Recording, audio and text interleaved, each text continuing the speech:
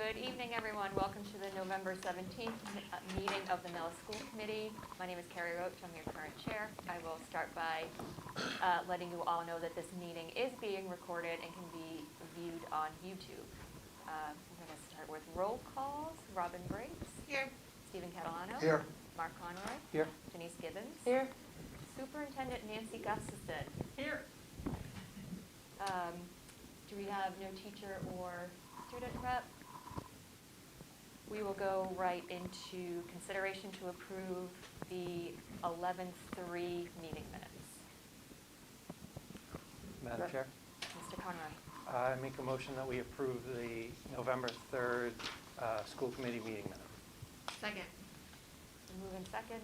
Any further discussion? All in favor? Aye. Any opposed? Motion carries. Next on the agenda, we have consideration for a waiver of fees for Metro West basketball. And I see that we have a representative here from Metro West. Hello, Mr. Miller. Good evening. Just come right over, sit. Sure, yep.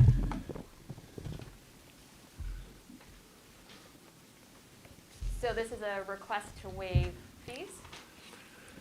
So, yes, so there's a couple things, I guess, that we want to make sure we're on the same page with. The janitor fees during the week, as well as the usage fee being increased. So if you recall, we had a meeting last year where the fees went from $26 an hour to $13 an hour. It appears, though, based on the invoice we got, they've gone back to 26. And we were just curious, we didn't have a conversation there, we were just curious what the. So this year they've gone back? Yeah, So typically you have to come back, it's because it expires. got it, okay. So you just have to request the fee, which looks like Okay, you understood, got it. have. So is happy to do that on an annual basis, if we could go back to that $13 that we agreed on last year, that'd be fantastic. And just for the committee's purpose, we normally reduce, looks like, by half, so a 50% reduction, not including the custodial fees. So with this year, I know we had talked about with this year being, a unique circumstance of, is there increased custodial fees that have to be passed on, or an increased rate? So we, notified of that? I know there's an additional hour from the, which I imagine came from the union, from a cleaning standpoint. That would be, I guess, at the end of each session. Yeah. But the custodial, I'm assuming the custodians are getting paid regardless of us being here or not, right? So we were just curious where that sort of fee transition would come from, so. Madam Nancy? Chair, yes, I can speak to that. Because of the additional duties of the custodians in doing a lot of disinfecting every night and throughout the building, this is going to cause their shift to be an hour longer, which is then overtime, and which we have to pass along. So they have very large areas. They clean every night, and the evening shift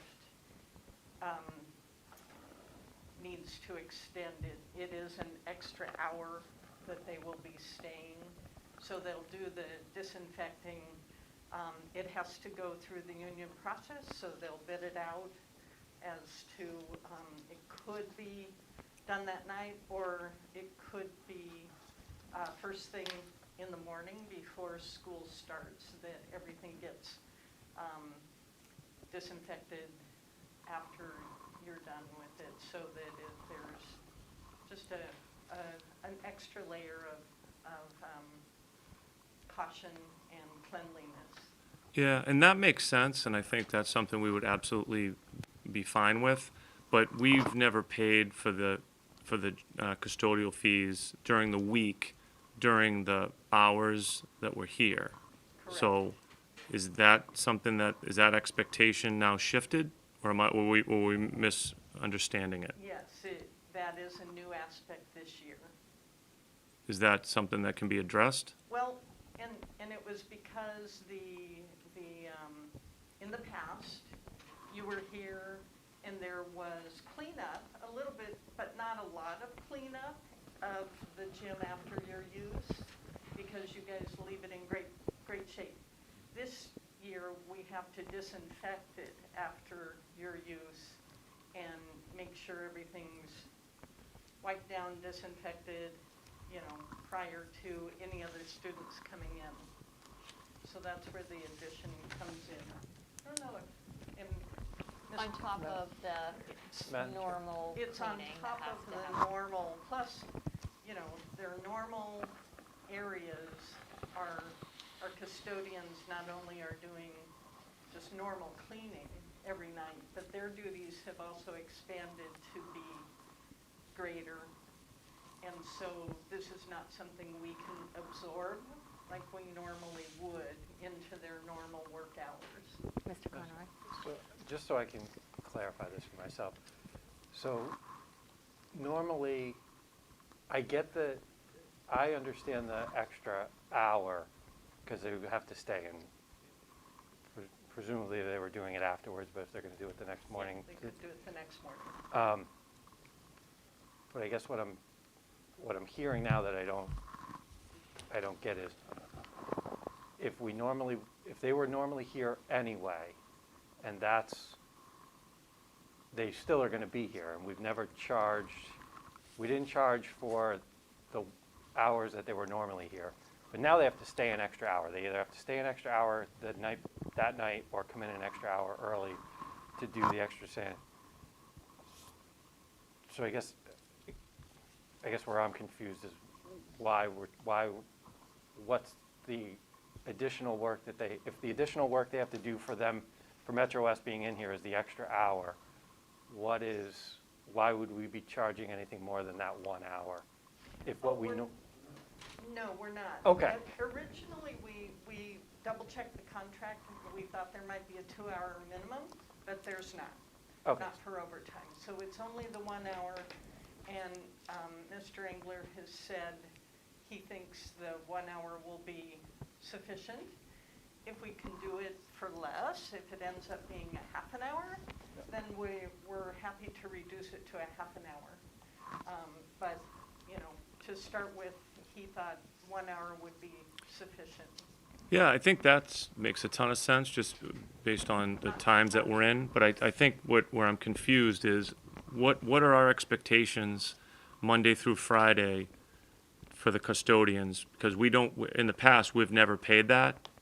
And so I think for Mark's point, they're already here anyway. They'd be cleaning the gym anyway, just based on after-school activities with open gyms and whatnot. So that's stuff that they'd be cleaning.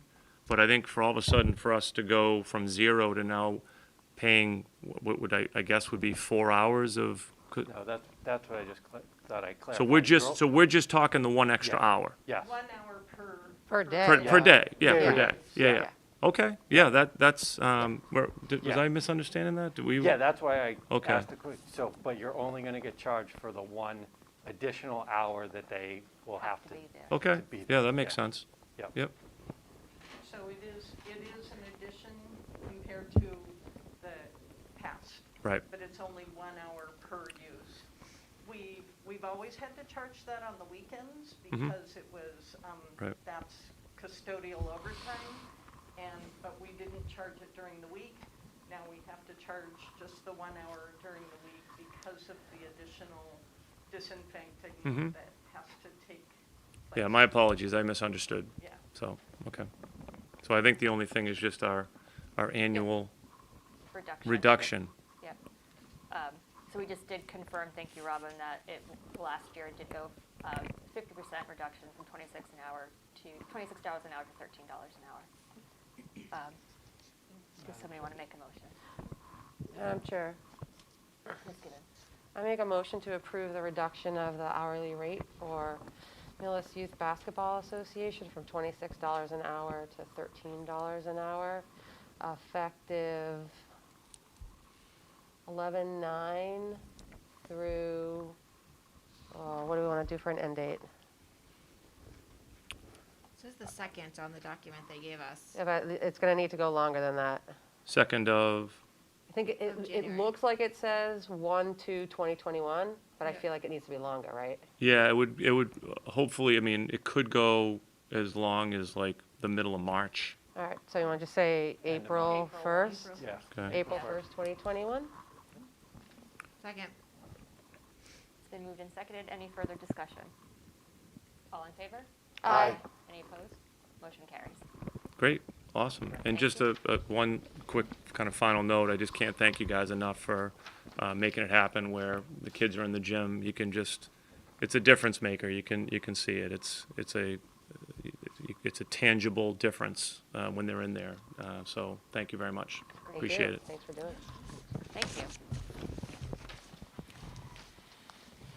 Okay, we have a consideration to accept a donation for $2,000. Yes, Madam Chair. Yes. We are very grateful to the IORIO Charitable Foundation for their donation of $2,000 to the Millis Middle School to be used as they see fit. And this is a very generous donation that they make every year, and even in these difficult times, we receive the check, and I want to thank them. That's great. We need a motion to accept that. Madam Chair, Mr. Catalano. I make a motion to accept a donation from the IORIO Charitable Foundation in the amount of $2,000. Second.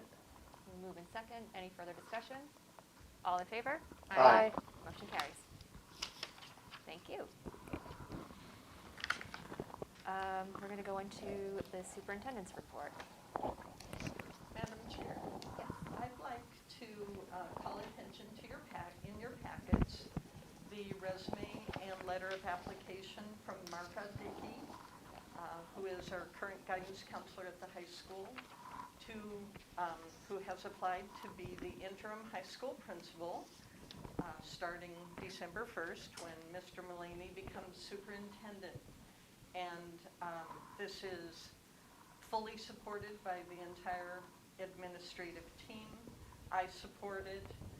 Mr. Dickey has been here for many years, from 2007, really the year after I arrived in the district, and one of the first actions that Mr. Mullaney took.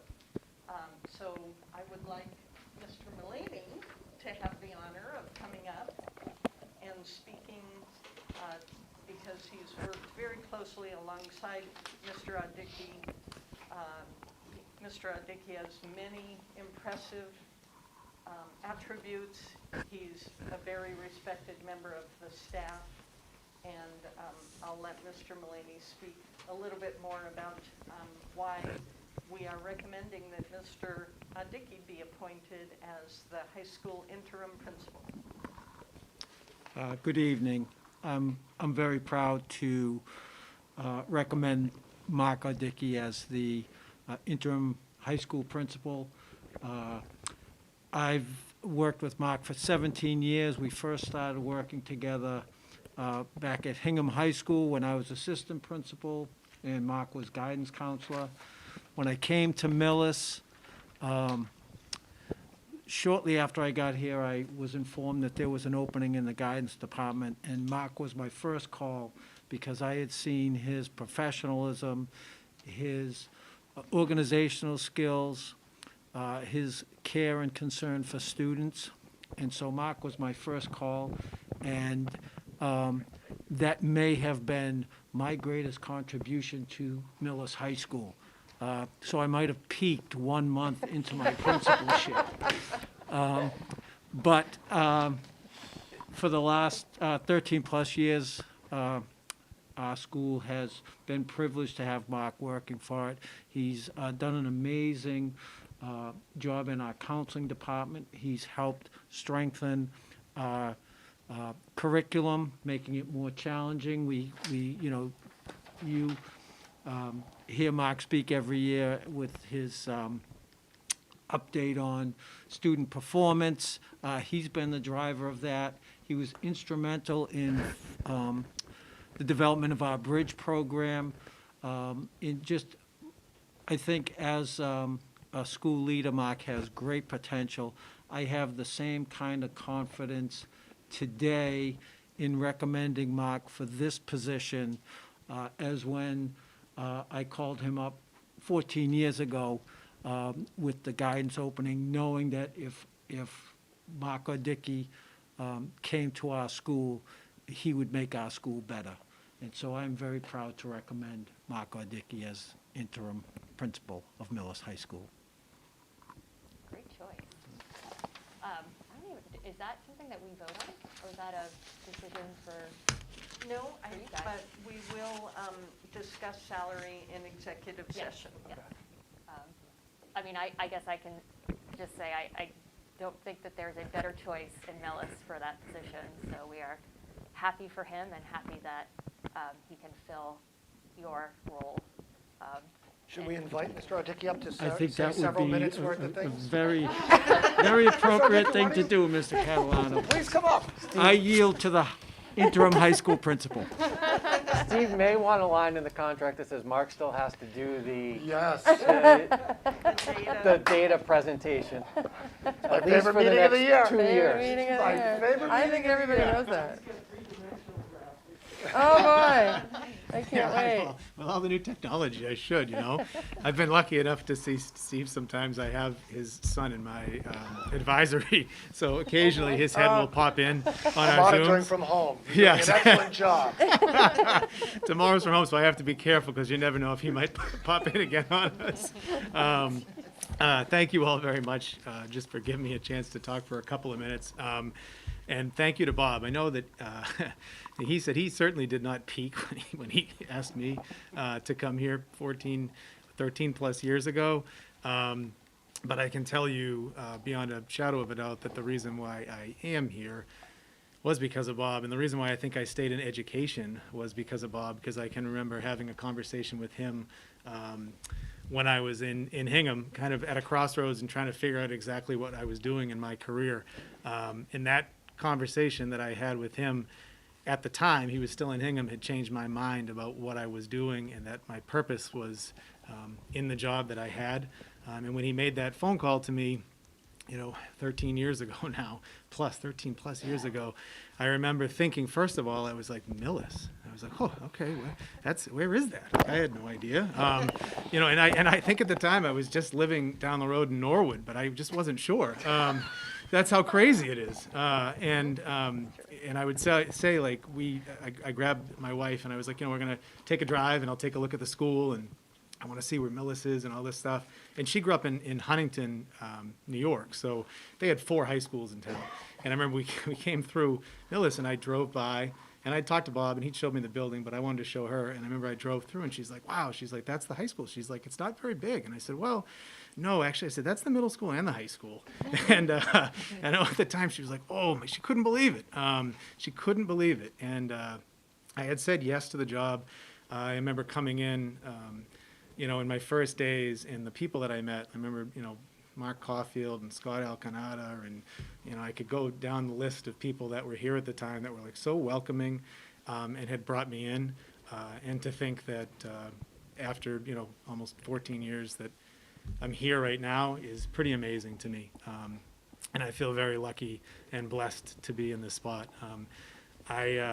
I think those of you that know me know that I do talk a little bit, but I won't talk too long tonight. But these opportunities, I guess, in this kind of moment doesn't come along very often. So I'd be remiss if I didn't say some thank yous along the way to people. Obviously, I said to Bob, and like I said, I wouldn't be here today without his mentoring, his support, his friendship over the last 17 years. What he means to me, I can't really put into words. And what you're getting in a superintendent for this district is pretty amazing. I wouldn't be here for Nancy. Nancy's been incredibly, good to me over the years. She's been such a supporter of the school counseling department. And of the work that we do. And I thank you for allowing me this opportunity to lead Millis High School forward. For all of you that, we've worked with lots of different school committee members over the year, but you've always been so incredibly supportive departmentally of us and to me personally, and so I appreciate that. To the whole admin team, which I had a chance to meet with this past week, to Chuck Grant, who's been a great friend for so many years now, to the students of the school, who I love and are the reason why I come here every day and the reason why I have been in Millis for almost 14 years now. They're the driving force behind everything that I do and will continue to be that way.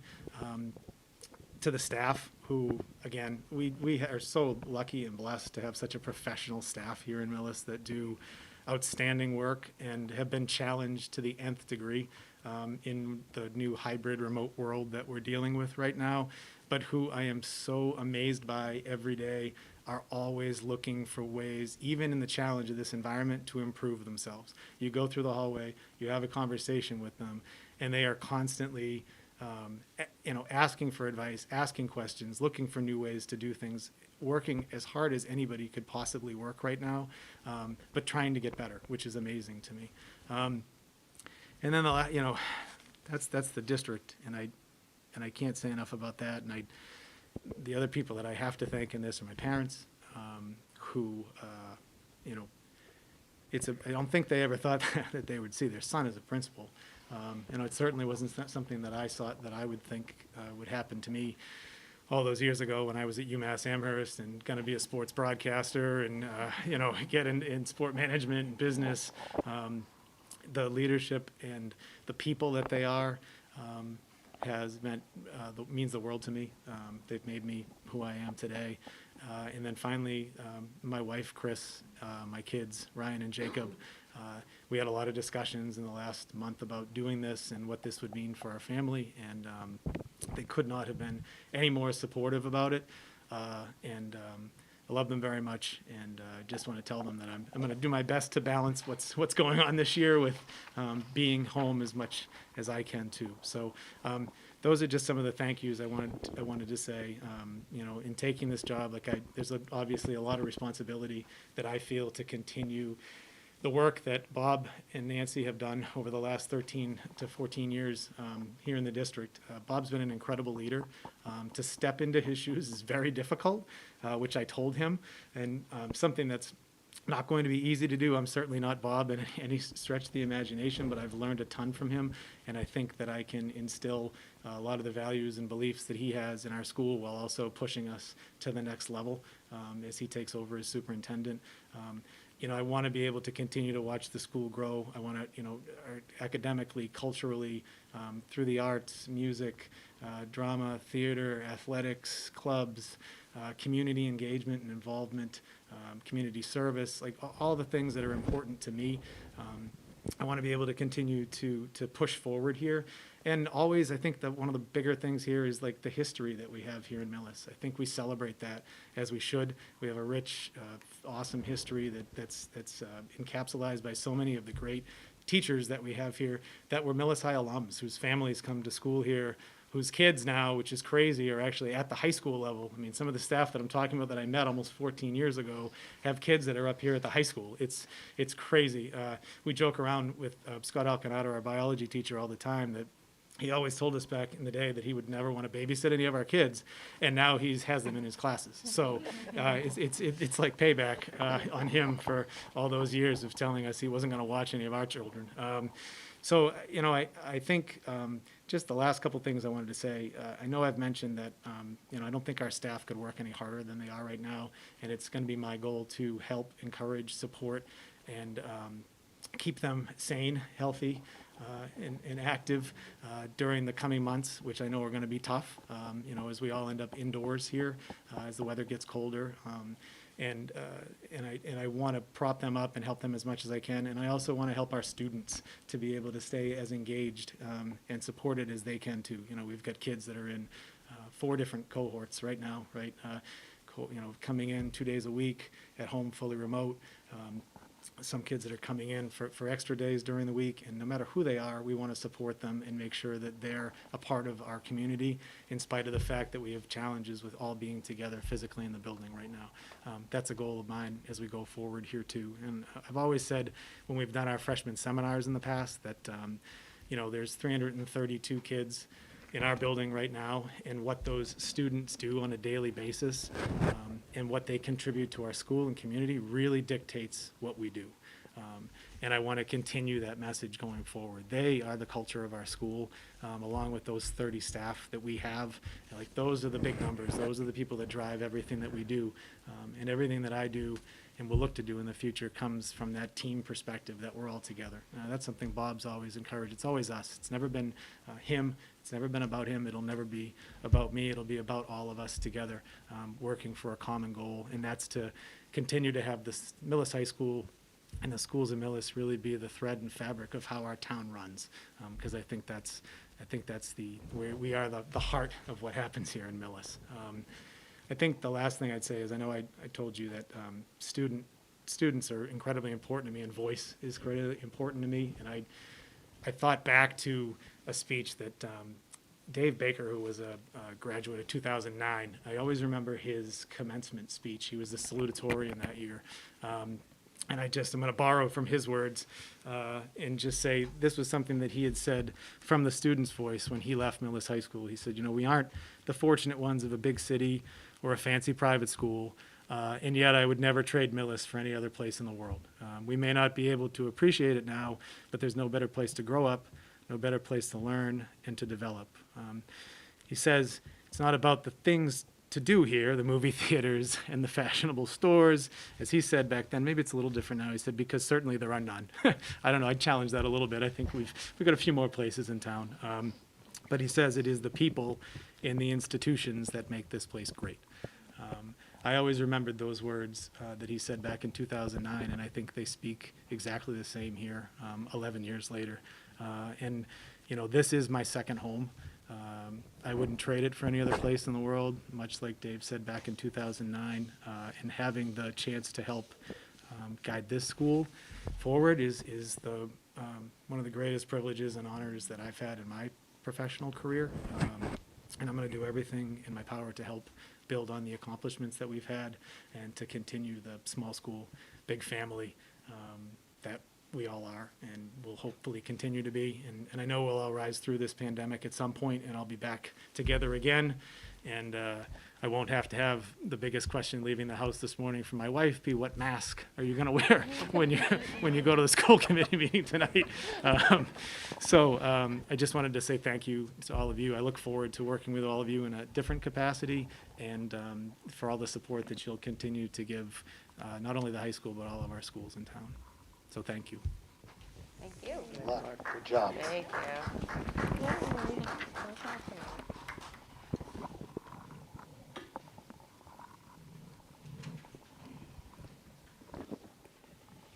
Okay. Still your yeah. show. The enrollment Yes. report, there's a little bit of change. I think we've had one or two students move out, but a significant number of choice students that we've either uncovered or have joined us so the number of choice students in November at 90.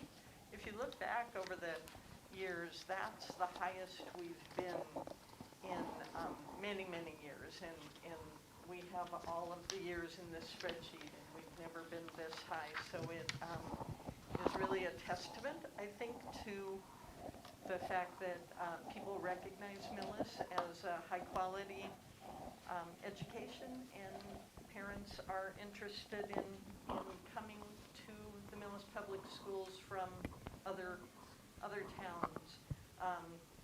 It always bears repeating that our choice dollars support a significant number of our staff members, but because those 90 students are spread throughout the 13 grades, they do not require us to add any additional staff members because they're sprinkled throughout the grades.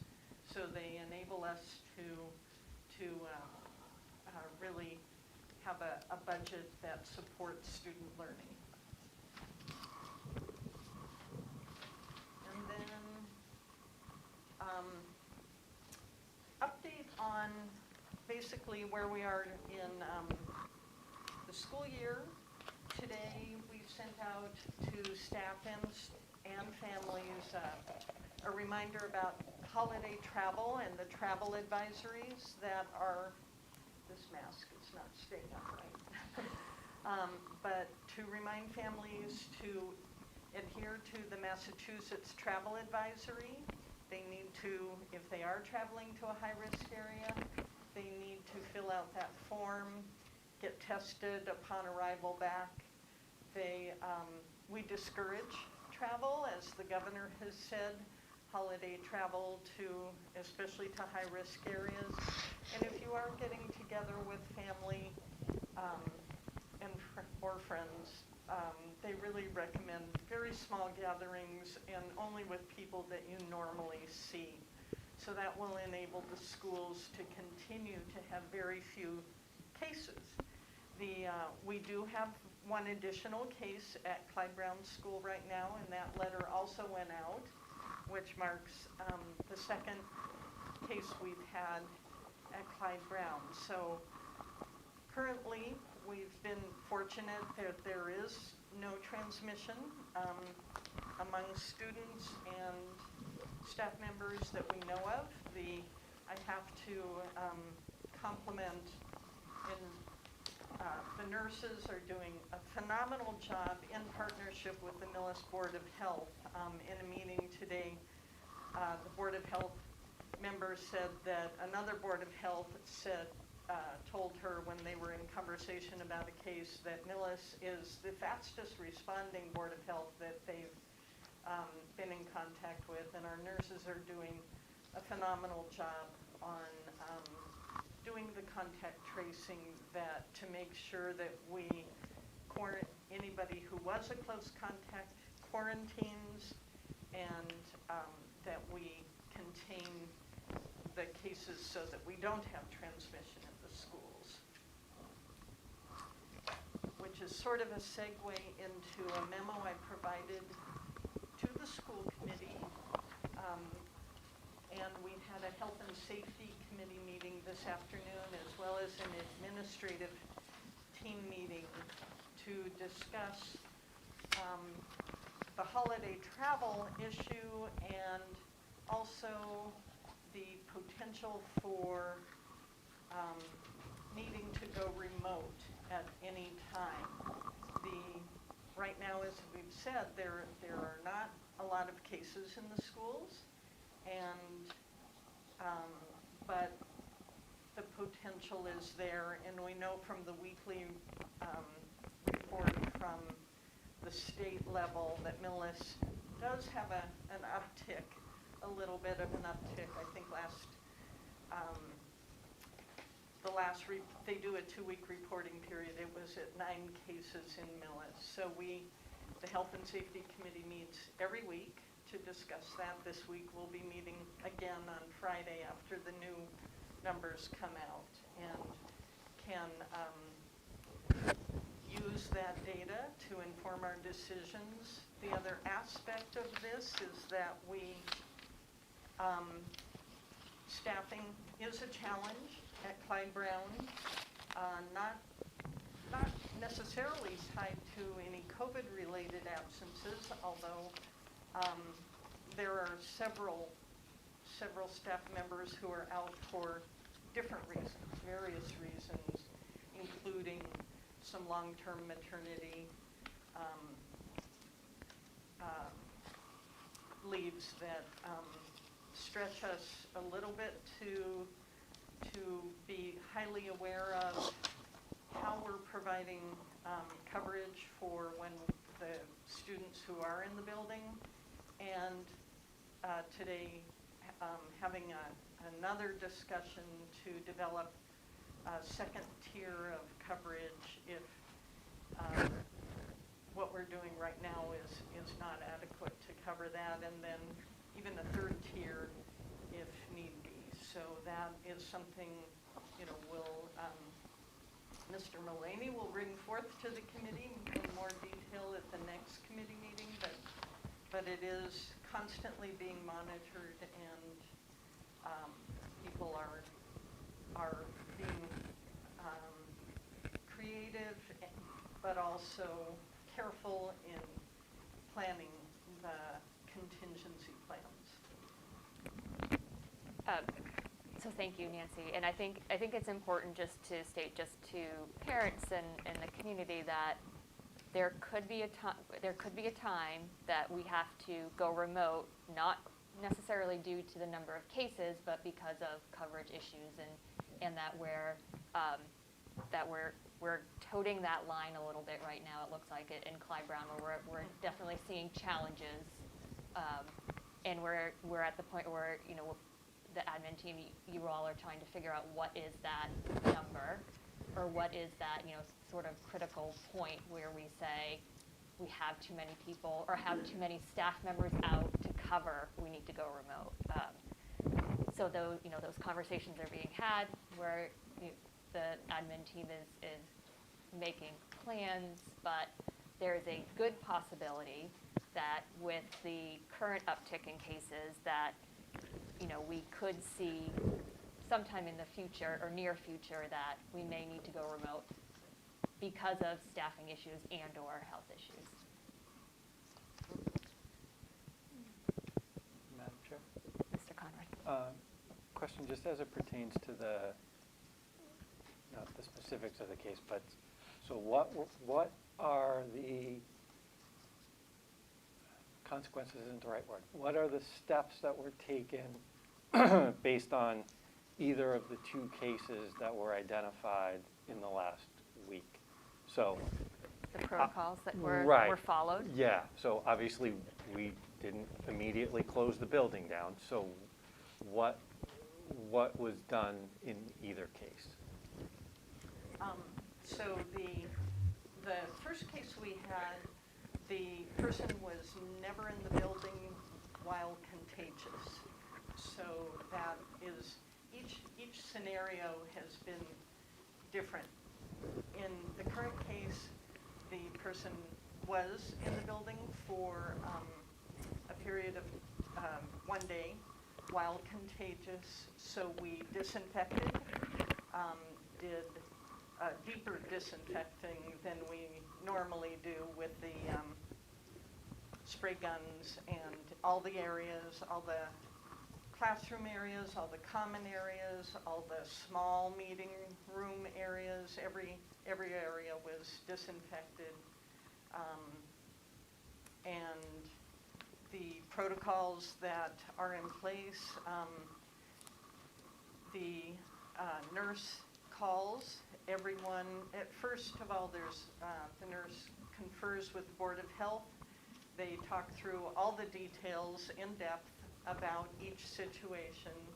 The nurse, they determine, with the Board of Health determines who the close contacts are, and the nurse then follows up with a phone call and with each family and a letter, and then I follow up with the district-wide letter that goes out to all families, alerting them to the fact that we've had a positive case. The administrative team meets. So in the first case, the person was never there, so presumably there were no close contacts. Were there close contacts in the second case? Yes, there were. Were there a lot? Did it result in a classroom? Did it result in additional staff? Did it result in? There were fewer than 10 close contacts, and none of them were staff members, so the close contacts were students. So was it decided by the nurses and/or the Board of Health that in an elementary school, in our elementary school, it was difficult to determine whether 6 feet could be maintained at all times, so the entire class was deemed a close contact? So yes, that cohort is now quarantined, and remote for 2 weeks. That class of the That- cohort, That cohort. the entire cohort of the No, school? the classes cohort. The class So, cohort. the students in. That one particular in class. in that cohort, in that classroom, are remote and quarantining for 2 weeks. That is the protocol for a close contact. So I think that's an important piece of information that not only we need to know, but that the community at large needs to know, that going forward, now it's my understanding, I could be wrong, is that's an elementary school situation just based on what the teachers do and how they have to move around in the classroom. It may be different in the middle school, high school, where the teachers oftentimes spend less time having to move around. But the situation we're in the Clyde Brown is if a staff member tests positive, that entire classroom, those students in there are then going to need to quarantine. Yes, and especially at the primary grades. Right. The primary grades it's very difficult, and just to remind the public, the definition of a close contact is somebody within 6 feet for more than 15 minutes. But the nature of a primary classroom is that the teacher is more apt to be within 6 feet of students, whereas by the intermediate grades, and especially middle and high school, that distance is much easier to maintain.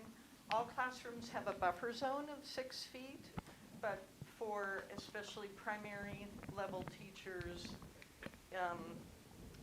it's hard to teach in the way they're accustomed to teaching and to meet the needs of students by just staying at the front of the room.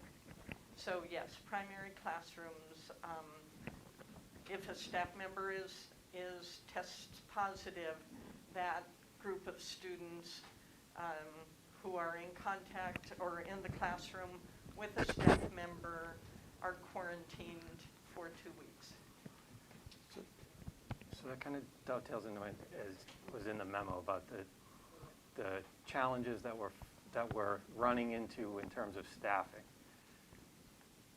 The coverage models, some of the coverage models that have historically been used is we've had, aides from different rooms go and cover periods of time, teachers covering periods of time. I don't know to what extent that's being done this year, but to the extent that it is, I think we have to be really cognizant that that model is putting us in a position where if that staff member tests positive, we now have multiple classrooms that are going to go out. Well, it does broaden the close contact potentially to be the person who goes into the room. And the Board of Health did discuss that, or we have discussed it with the Board of Health. We've talked through the issue of duties and the fact that, different people have different duties, recess or lunch coverage, et cetera. So all of those considerations are taken into consideration when they determine who a close contact is. So there's close contact, that definition, and then what people need to be aware of is often people are concerned about the contact of a contact, but until it's the close contacts that are the most important to identify, and then if one of the close contacts tests positive, then it's a domino effect. Sure, They it's a need domino. to investigate who the close contacts of that Right. close contact were. Right. But I guess one of my concerns in this is, again, I'll say that when we had the vote to go to the hybrid model, this is the one piece of the puzzle that we knew was the biggest risk, was our staffing. Now, we partially were more concerned about at the time, we were talking more about whether staff were going to need to take time off for childcare and a whole host of other reasons, just scheduling. And it seems like that may be a piece of it, but we're also seeing, the impact of, as cases go up around the state, the number of staff who are out either because they have to quarantine, because they're a contact of somebody, or now in the recent weeks, we actually have positive cases. Correct. The staffing levels is, at this point, in my personal opinion, staffing levels is going to be what puts us out. And I think we need to, it goes to, the case today, or this week, where you have an individual class going out. I think we need to really think through what our coverage model is, and if the existing model that we're using is appropriate in all scenarios. I personally am getting less comfortable with the idea that we have teachers going into multiple rooms throughout the day, especially in the elementary school, if that's going to mean we're making those kids now close contacts. And I just think we need to really think through how we're limiting the amount of contact that we, and, an out-of-the-box concept, is, do we need to reach out to parents in individual rooms? Because we don't have enough people on the sub-list. We haven't been able to hire the learning facilitators that we were hoping to be able to hire. I think we really need to go through a process of figuring out how we really can keep the buildings open while minimizing the interactions and the number of rooms that staff are going into. You get one person who's going into 2 or 3 rooms during a day and they test positive. You got 2 or 3 rooms You got 2 or out. 3 rooms that you just took out. In addition, if we have aides who are providing mandated services being pulled to cover for a teacher, now we're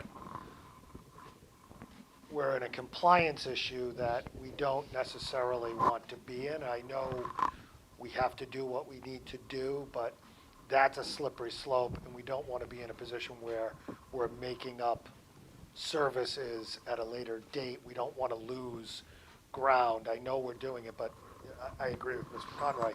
I also understand, based on what you've said, we've tried, but I think we've done the normal routes. I've seen the listservs.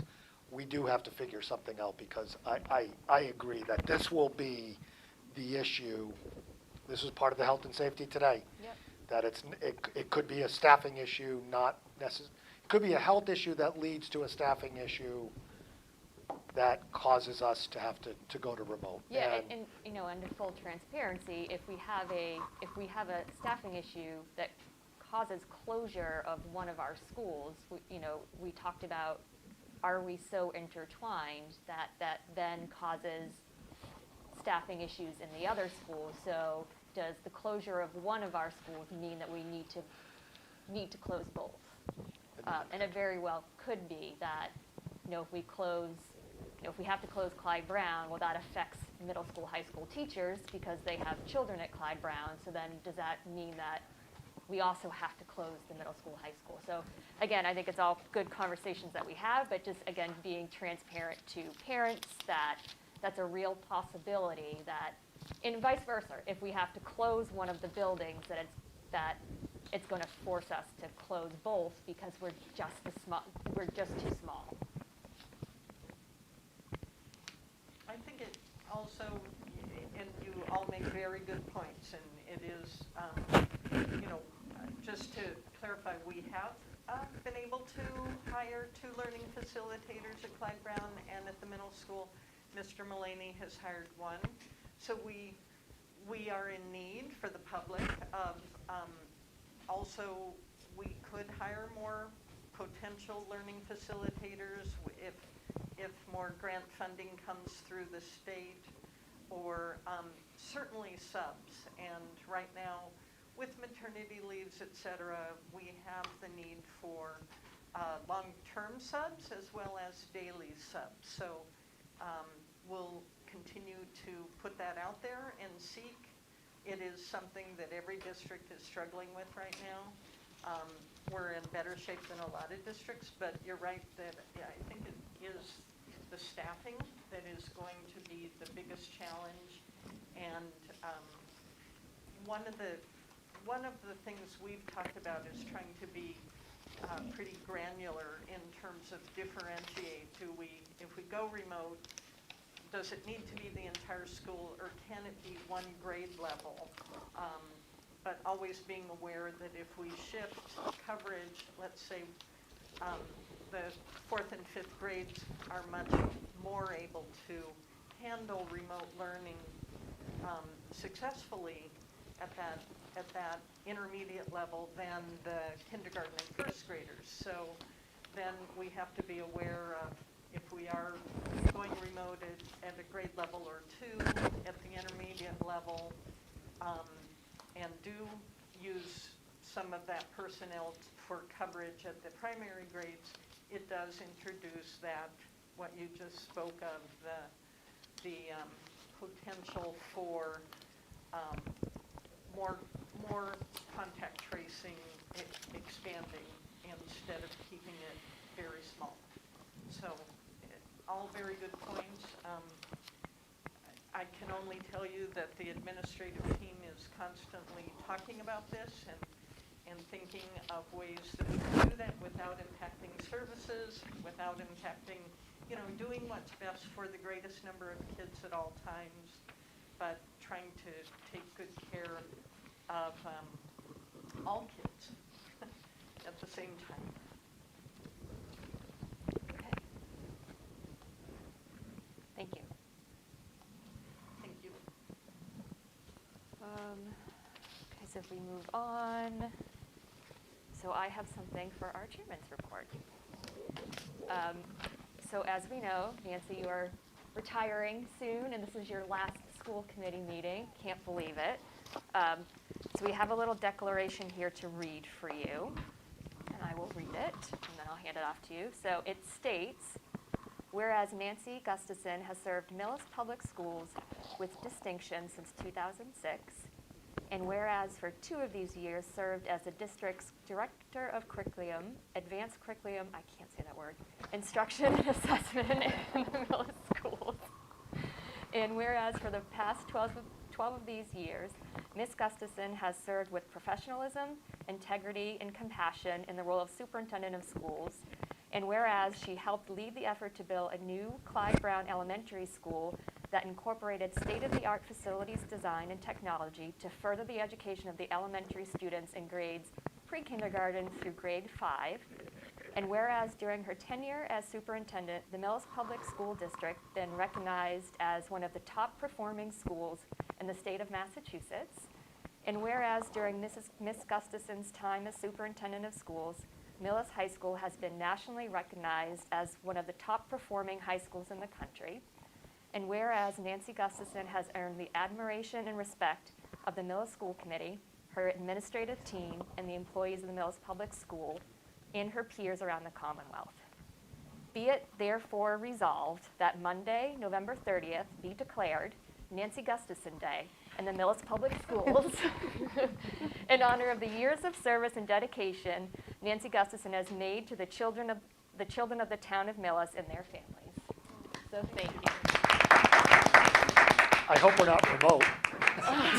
So I'll give you this, and then, so just so you know that the kids and the admin team have planned a walkabout. We're calling a walkabout, not a parade, throughout both schools during your day. And then we have a couple little things for you. Oh, my goodness. So we have a little, just some flowers to thank you, and then a little retirement basket. So you can always remember the town of Millis. So there's a bunch of some Millis swag here for you. Oh, wonderful. Oh, well, thank you. You're Oh, very thank you welcome, and so thank very you much. for all of your years here. Oh, goodness. Oh, thank you. That was wonderful and unexpected and very much appreciated. As I think everybody knows that it's not me, it's been the team. And first of all, this school committee worked tirelessly and extremely hard to make that building a reality. And all throughout the years, many of you have been on this committee for 9 or 10 years and dedicated yourselves to making Millis the best place possible for kids. The administrative team that I work with is superb, and it's what I think the administrative team makes it so strong is that we work on being a team. We work on creating internal capacity to be really a learning organization. And I think because of that, it is, we're at that perfect size where it truly has seeped into the culture. The team, I can't say enough about all of them. And it's not me. It's a team approach in everything we do. They've brought that same team approach to the teachers. It's very collaborative. The staff is phenomenal. We've done, I think, an exceptionally good job of hiring people, first of all, who are kind and totally the kind of people who will go the extra mile for kids. And the support staff, the teachers and support staff, bless you, are part of that small school, big family. As we've been talking, Mark mentioned it, Bob and I have been talking a lot about what makes Millis special, and the families are really exceptional in Millis, and the families in Millis are just marvelous. You know, it's that synergy that comes with being in sync with family values and our school values. Thus, the kids are really the best kids around. They're really, you know, we pinch ourselves sometimes and say, how lucky are we to have the kids we have in the schools, the families, the support, and it all seems to have a nice synergy that it works together. And you know, many years ago I came to Millis as a director of curriculum. That's my dream job. It's what I always wanted to do and had no intention of becoming a superintendent. But when that superintendent left who had hired me, we looked around and I said, I love this community and what's happening is great and the team is great, so we didn't want anybody coming in and messing it up. We wanted to just carry it forward, go deeper, and I had a 2-year-old at home, so that was a challenge, but she's now turning 16, and it's been the kind of place that I never wanted to leave because of all those pieces that fit together so nicely. And you've all been a part of that and represent, I think, the commitment of the families in Millis, and I thank you very much. It's been a true honor. The kids, I'm going to miss it. I'm slightly in mourning through this transition, but I also know, and I know very deeply that Mr. Mullaney and what he represents will take Millis to the next level of excellence, because there comes a time too when somebody's ready to spring forward and carry it forward, and Millis will always be a wonderful place for kids because of that. So thank you very much. Thank you. Thank you, Nancy. So that's all we have on our agenda. We do have an executive session this evening, so if I take a motion to adjourn to executive session. Madam Chair, Mr. Conroy. I make a motion to adjourn to executive session for the purpose of personnel contract discussions, not to return to open session. Second. Okay, moved and seconded. I believe this is a roll call vote. Robin Briggs? Yes. Mark? Aye. I'm a yes. Steve? Yes. Denise? Yes. Okay, motion carries. We are adjourned. Thank you.